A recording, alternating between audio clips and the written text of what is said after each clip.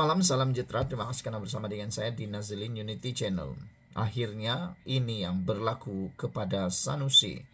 Sanusi sebenarnya lupa, buat-buat lupa atau tak tahu langsung bahwa 8 lagi pemimpin bersatu akan sokong Perdana Menteri ke-10, yaitu Anwar Ibrahim.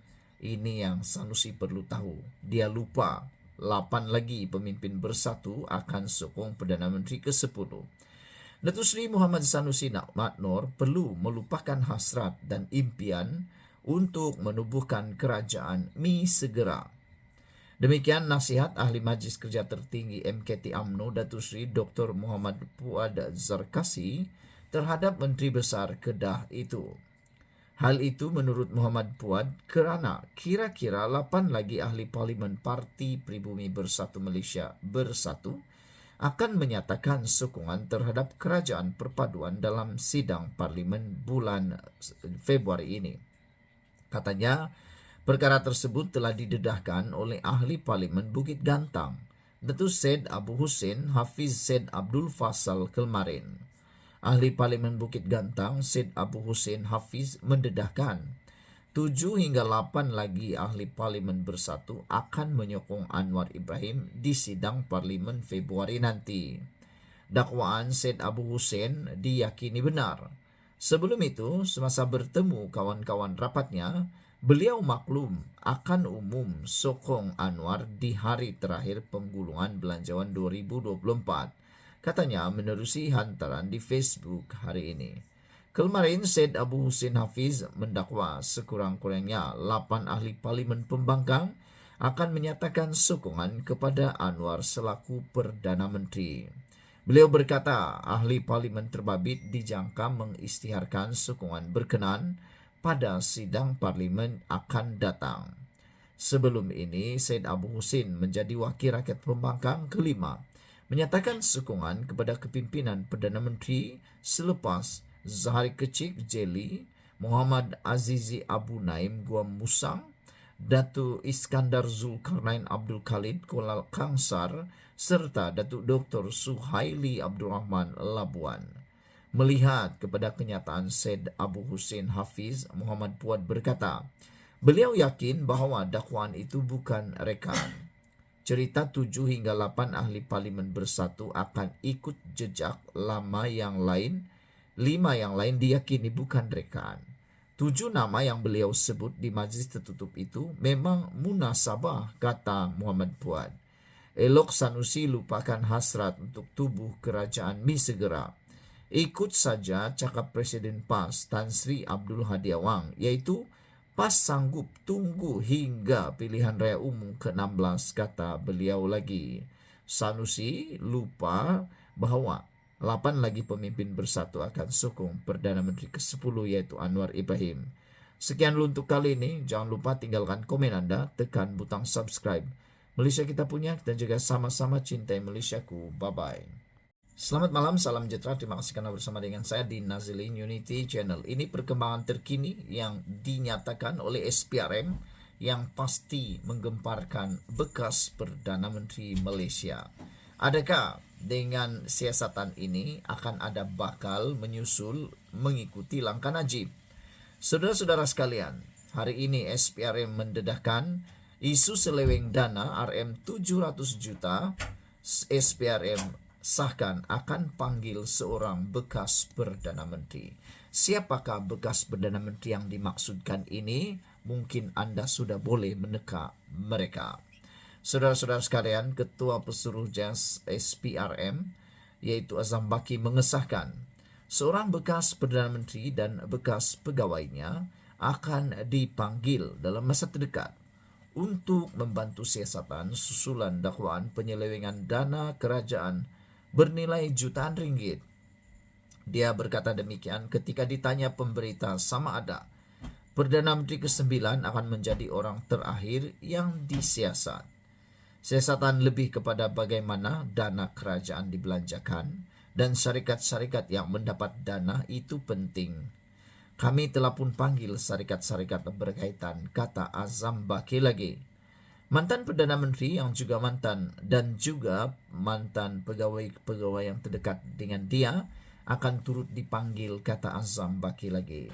Saya tak ada senarai jumlah yang akan dipanggil, tapi tak kurang dari 4 individu akan dipanggil dalam masa terdekat, katanya kepada pemberita selepas menghadiri program Simposium Tata Kelola Baik Nasional 2024 di Sepang hari ini.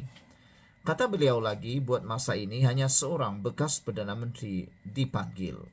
Walaupun namanya tidak disebut secara khusus, Azam Baki dipercayai merujuk kepada Ismail Sabri Yaakob yang memimpin kerajaan Perikatan Nasional PN dan BN sebelum ini. Minggu lepas, Malaysia kini melaporkan SPRM memulakan siasatan terhadap dakwaan rasuah yang dikaitkan dengan Ismail Sabri Yaakob. Selain anggota Parlimen Berak, beberapa bekas pegawainya turut disiasat, termasuk pembantu Ismail yang dilantik secara politik ke jawatan kanan di pejabat Perdana Menteri pada masa itu. Siasatan itu dilaporkan dibuat 4 hari selepas Menteri Komunikasi merangkap jurucakap kerajaan, yaitu Fahmi Fazil, berkata, rakyat berhak tahu berkaitan perbelanjaan 700 juta ringgit untuk iklan dan publicity oleh 2 pentadbiran terdahulu. Pada November lalu, Perdana Menteri Anwar Ibrahim mendedahkan sebanyak 700 juta ringgit dibelanjakan antara 2020 dan 2022 untuk menunjukkan pencapaian kerajaan. Anwar memberitahu Dewan Rakyat bahawa sebanyak 500 juta dibelanjakan ketika pentadbiran Muhyiddin Yassin dari tahun 2020 hingga 2021, manakala 200 juta lagi ketika pentadbiran Ismail Sabri Yaakob tahun 2021 hingga tahun 2022.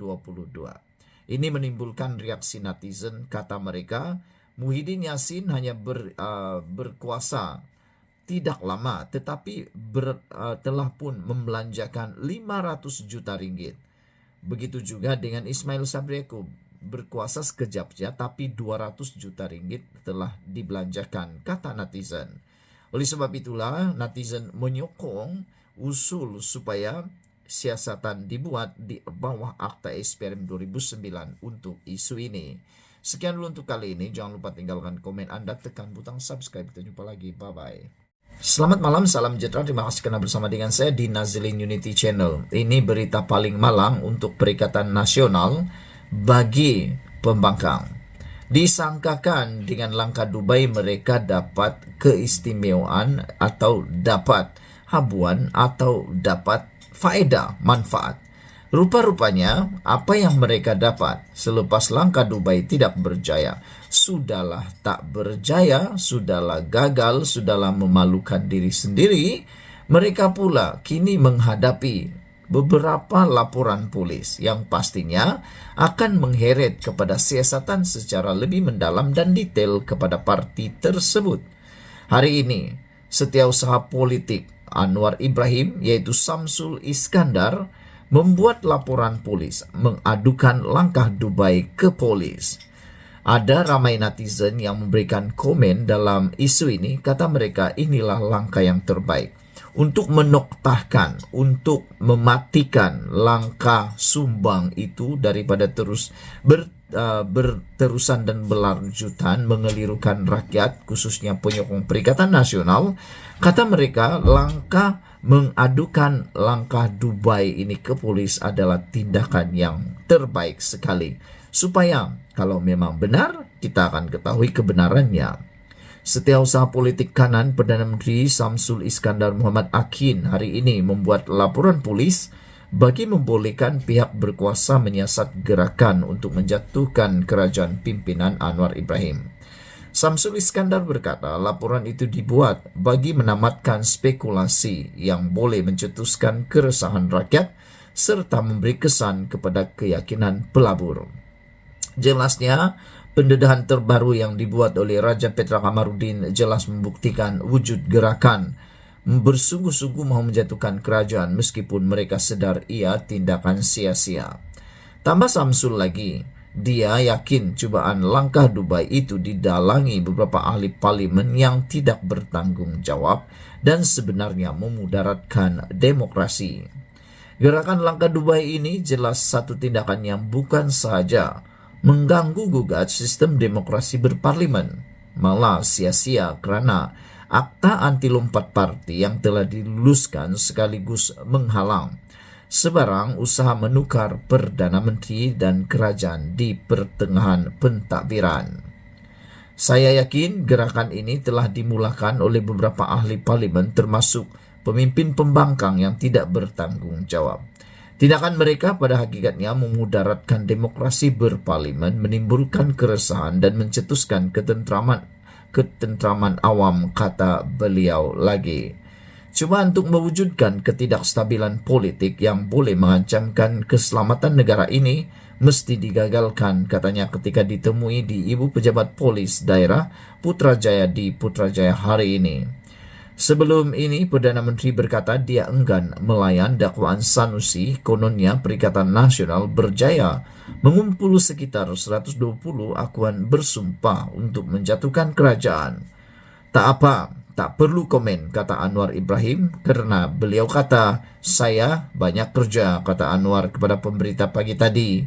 Ditanya sama ada kerajaan Madani goyah dengan gerakan sebegitu, Samsul Iskandar berkata perbuatan itu adalah sia-sia karena negara telah mempunyai akta anti lompat parti. Saya serahkan kepada mereka yang membina persepsi itu untuk itu, tetapi bagi kerajaan tentunya kita ingin menamatkan perkara ini sebab kalau tidak akan dianggap kerajaan tidak dibuat apa-apa. Saya ingin menyatakan kepada mereka tidak bertanggung jawab di luar sana.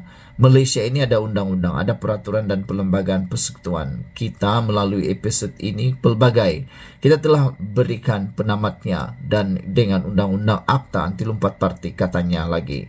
Tambah Samsul Iskandar, laporan polis juga dibuat apabila melihat spekulasi tersebut menguasai media sosial dan pemikiran rakyat. Katanya lagi, hari ini sebanyak 12 laporan polis telah dibuat di seluruh negara bagi memastikan pihak polis menyiasat perkara tersebut. Sekian dulu untuk kali ini. Jangan lupa tinggalkan komen Anda, tekan butang subscribe. Kita jumpa lagi. Bye-bye.